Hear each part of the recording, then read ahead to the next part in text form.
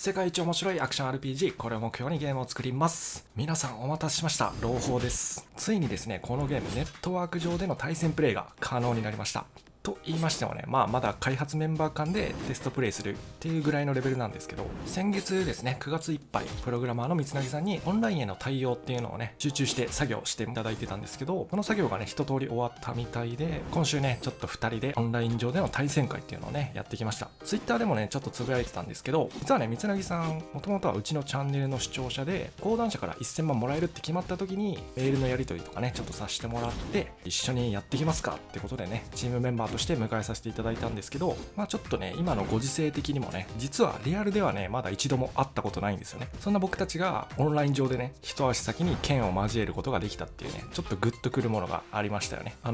の言い方するとね、ちょっと語弊を生むかもしれませんね。こいつらリアルで会った時も剣交えるつもりかって。安心してください。そういうことはないですからね。多分銃刀法違反か決闘罪で捕まっちゃうと思うんで、リアルで会った時は杯をね、交わし合いたいなって思ってます。ではね、そのオンラインテストプレイした時の様子をね、ちょっと振り返っていきたいと思うんですけど、このゲームって今世界中でプレイヤーが2人しかいないわけなんですね。僕と三柳さんの2人。つまり今から流す映像は世界ランク1位 VS 世界ランク2位っていうね、視聴率で言ったら 25% は硬いぐらいのね、伝説の映像になると思うんで、心してご覧ください。というのはね、古代表現なんですが、早速ね、投げ物の確認からやってますね。かなり速度速いんで、動機ずれないかなって見てますと、武器投げは使い勝手めちゃくちゃいいんで、対人戦だとね、こうやって連発しちゃうんですけど、回収時にね、メイ消費してるんで、そこは忘れちゃいけませんよと。でこの辺から近接戦切り結び始まって、結構ねお互いガチで戦ってますね。多少ねフレームレート落ちちゃってたりとかはあるんですけど、おおむねいい感じに戦えてますね。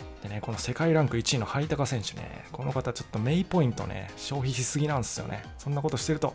こうなりますね。千罰に罰せられると。細かいバグはねいくつかあったんだけど、中でも面白かったのがローリングが出せなくなるっていうバグがねありましたね。正確に言うと5回に1回ぐらいしかローリングが出せないっていうバグね。そもそもちょっとこのゲーム回避の入力が少しだけ変わってて、まず回避にはステップとローリングっていう2つのアクションがありますと。どちらも共通のボタンで行うことができて、プレイステーションのコントローラーと×ボタンがそれに当たるんですけど、短く1回だけ押すとステップが出る。でローリングするときは長押しするか、もしくは短く素早く2回押すとローリングが出るっていう仕様になってるんですね。この長押しあるいは短く2回押し、どちらも入力時間を細かく判定しないと普通のステップの時との差別化ができないんで、その辺の判定基準がちょっと厳しすぎたっていう感じですかね。なのでこのテストプレイしてた時は死ぬ気でね×ボタン連打したらたまにローリング出るみたいな、そんな感じの状態になってましたと。プログラムの方でねうまくそういった判定条件とかを変えることでね吸収できないか試してもらってるんですが、もしね対応不可能だった場合はちょっと入力方法を変える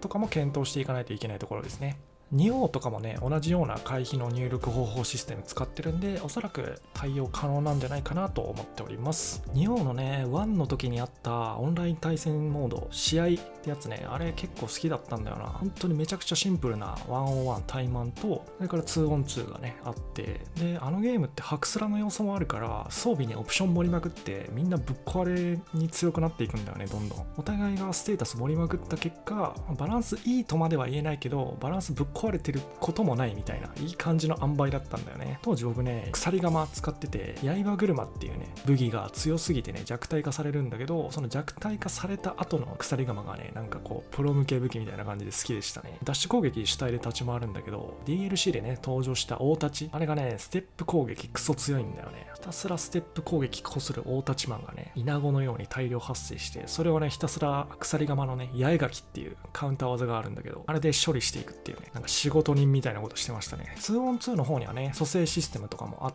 たんですけど、全体通してみるとね結構シンプルなオンライン対戦っていう感じで、あとあったのはランクか、ゲーム内では番付って呼ばれてましたけど、自分の現在の順位がね見れるみたいな、ポイントを貯めていって、それによって順位が変動するっていう感じだね。そういうシンプルなオンライン対戦、ニオの試合みたいなのをまずはね目指していきたいなっていうところですね。じゃあ今日はね動画の後半ね今からやる部分で、ニオつながりといったらねあれなんですけど、刀をね武器として実装していきたいと思います。実装するって言ってもね旧プロジェクトの時に刀あったんで、それをこっちの新プロジェクトでも使えるように移植していくっていう感じですね。2をプレイしてる人の中でもなかなか話分かってくれる人少ないかなと思うんですけど、刀の中にね、早鷹っていう名前のね、刀が1本あるんですよね。早き鷹と書いて早鷹ね。もともと僕の名前のハイタカっていうのも鳥の名前のね、ハイタカから来てるところがあるんですけど、そもそも昔は早鷹っていう呼ばれ方をしてたらしいんですよね。その早鷹っていうのがだんだんなまっていくうちに、早鷹、ハイタカみたいな感じで、今はね、ハイタカが正式名称らしいですね。たまにコメント欄でね、僕のことを早鷹さんってね、呼んでくださる方がいらっしゃるんですけど、その方はあれですよね、決して間違えてるっていうわけじゃなくて、昔の呼び方で呼んでくれてるっていう認識で大丈夫ですよね。っていうどうでもいい雑学を垂れ流しつつ、そして刀つながりというか、刃つながりになってくるんだけど、ハイタカさんね、ついに鬼滅の刃読みました。いやもうね、典型的な読まず嫌いだったんですよね。講談社に肩入れしてるから読まないとかそういう理由じゃないですよ。あれですね、流行りすぎてて逆に読みたくなくなるっていうパターンね。何が400億の男だよ、もう1億ぐらい開発費分けてくれやってね、天国さんって思いながらね、読まずにいたんですけど、知人にね、激推しされて読んでみたところね、もうおもろすぎて3日ぐらいで全部読み終わるっていうね。僕の好きな漫画っていうとね、やっぱハンターハンターとか呪術とか、それからジョジョとかね、挙げられるんですけど、鬼滅のね、意外と能力バトルしてるんですよね。特に印象的だったのが、ケマリとベクトルの能力の兄弟みたいな男女のね、敵いたじゃないですか。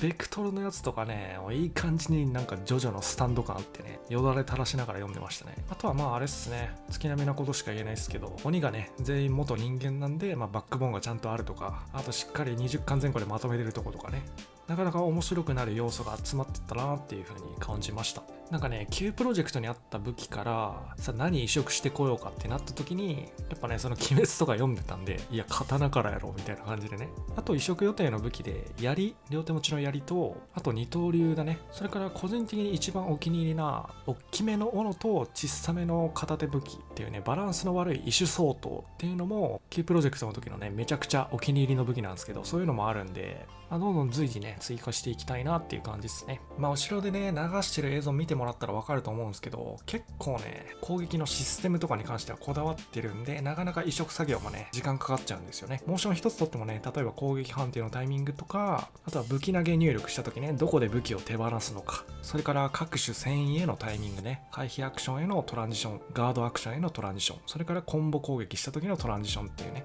僕は昔の動画から言ってますけど、攻めるプレイヤー、自ら攻めていくっていうね、ポジティブなプレイングを評価したいなって思ってるんで、コンボ攻撃へのトランジションタイミングが一番早いんですね。で、一番遅いのが回避へのトランジションタイミングとかね、いろいろこだわっているところがありますと。あとはやっぱりコンボルートですよね。このゲームの醍醐味。前後左右中央の5つの方向属性、プラス強弱ボタンがあるんで、×2でね、10種類のコンボルートからコンボを選択していけますと。モーション数がね、ちょっとさすがに足りてないのもあるんで、いくつか同じ攻撃モーション当てがってたりするルートもあるんですが、そのルート構築とかもね、このデータテーブルでブワーっと入力していくんですけど、なんか Excel とかにね、データを手打ちで打っていく感覚っすよね。クソめんどいと。またね、気が向いたら配信とかでね、みんなと喋りながらね、こういう細々した作業をやっていけたらなと思います。というわけで今回はこの辺で失礼します。お疲れ様でした。